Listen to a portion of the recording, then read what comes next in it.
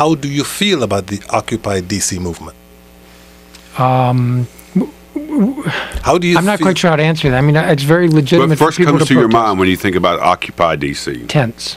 That's the Tents? first thing that comes to mind. Tents or tents? Tents. T-E-N-T-S. Well, the Chief Lanier put out a fairly aggressive statement saying they're now putting children in front of the convention center doors. They're putting them in the street. People are getting hurt. We're going to take this more seriously. They're not peaceful protests. They're welcome to be peaceful. We're going to crack down. The mayor came out later and put out a softer statement, but also kind of endorsing what the chief was saying, that the police were going to step up their overseeing of these things. Do you think they are unsafe now? Well, no, I don't. And what I've seen around Freedom Plaza and McPherson Square has not struck me as dangerous or a public safety threat.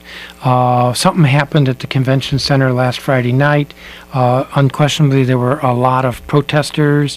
There was friction between protesters and traffic and protesters and maybe not enough police. Some of the protesters said there were not enough police at the time to control the cars, because these folks have been walking around town. Could be. So what happened on Friday night clearly was a public safety issue.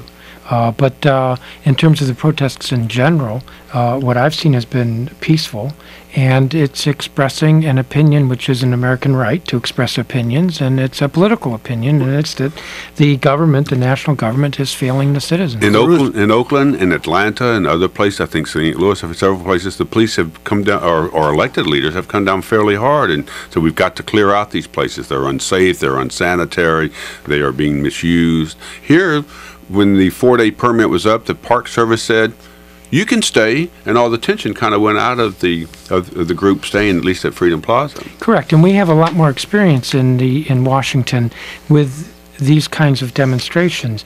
Whenever you have people who are expressing some anger against the government, against the establishment, you're going to have some friction, and there are going to be people who say, this is annoying, this is obnoxious, and we need to kind of clear it out. Or you can carry your signs as long as you're very orderly on the sidewalk, Mr. Sherwood, but don't get messy at all, and if you upset me. My last question, have you on this moment, have you cautioned, or have you talked to the Chief Lanier about don't do anything that overreacts or appears to look like it's overreacting? I think she understands that without my having to give her that advice. One of the criticisms, generally speaking, other than the sanitation and all that, is that the movement is so diverse that there is no one knows what people are for, because people are for so many things.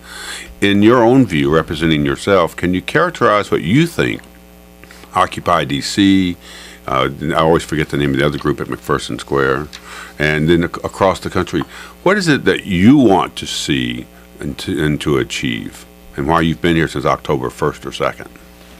First of all, the group in McPherson Square is called Occupy DC. What was in the other one? It was Stop the Machine. Stop the Machine, okay.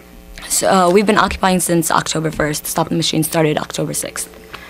And what do you want? There's many reasons. You're right.